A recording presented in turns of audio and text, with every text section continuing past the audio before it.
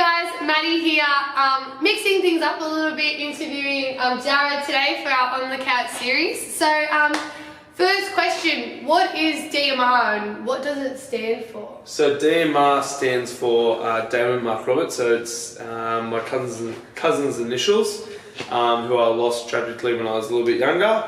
So basically, long story short, wanted a business that meant something to me, so I named it after my cousin. Sure. So how much has Dima changed over the past 2 years from where you started to where it is now? Well, you were one of our first members, so I guess you've been there from the get-go. So we started out, had the idea, it would have been 2015, later in the year.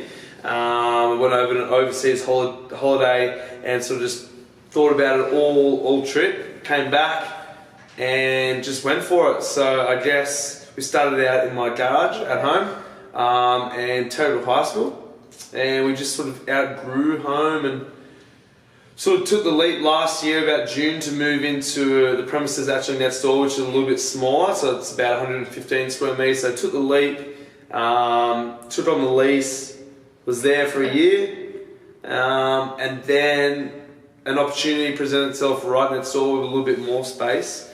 And again took a bigger leap, and now we're sitting in a bigger space, and we'll be calling this home definitely for a few more years now. Yeah, awesome. So what is DMR's main objective? So the main objective of DMR is to sort of provide a team-like environment.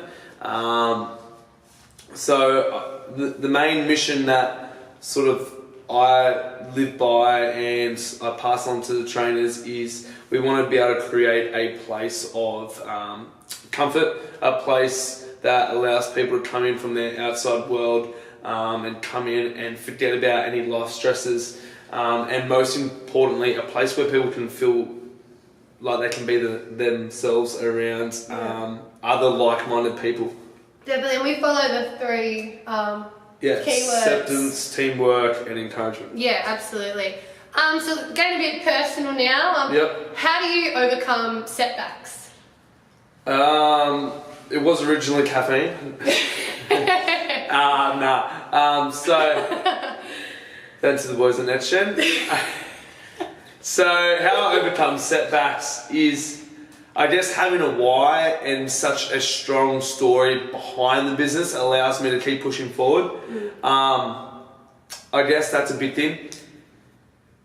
To be able to know that I've survived 100% of my bad days and I'm still on this earth allows me to stay focused and switched on when I'm facing a difficult situation, whether we're experiencing a loss of members or whether we're experiencing a huge increase in numbers and we don't know how to handle it, and just little business things. I guess if I can look back over the 2 years and say, well, I've made it over that hurdle, over that hurdle, over that hurdle, and then not only I've had so much support given to me by family and friends, but most importantly, mum and dad, that I would feel like I would be letting them down if I wasn't to give it 100%, because they've contributed so much for me to be able to grow this business. Yeah, definitely. You're training a lot. You train your butt off, 2-3 times a day. What are you actually training for? So at the moment, I am training for basically CrossFit. I guess being a rugby league player, growing up playing rugby league and doing surf life saving, I'm very, very competitive, as we all know.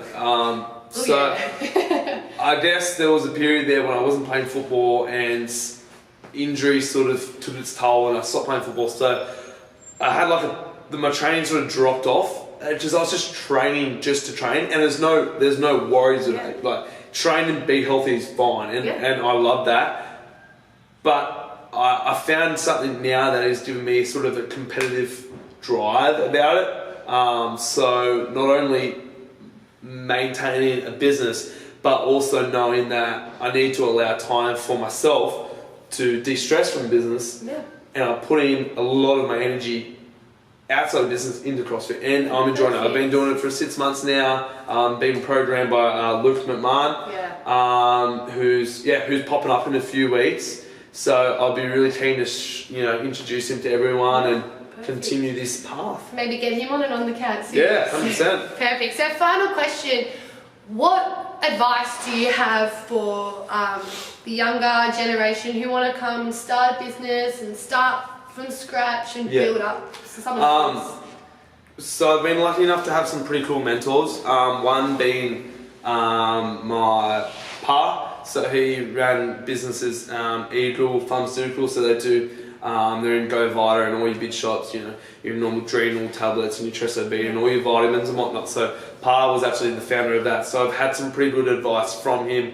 And I guess the advice that I can now give to people going into business is to not see business as a way to, one, I can do my own thing, two, I'm just trying to be making millions of dollars, three, I can give myself holidays whenever I want, and four, that it's trying to be cruisy, because it isn't. So I guess my biggest advice is when you're going to go run a business, make sure you're fucking passionate about it. Yeah, absolutely. Make sure you're passionate about it, because if you're not going to be passionate about it, and you're struggling one day and you just don't have the energy to work on that video for content for social media or do the little 1%ers, you're not going to be able to push through those bad days.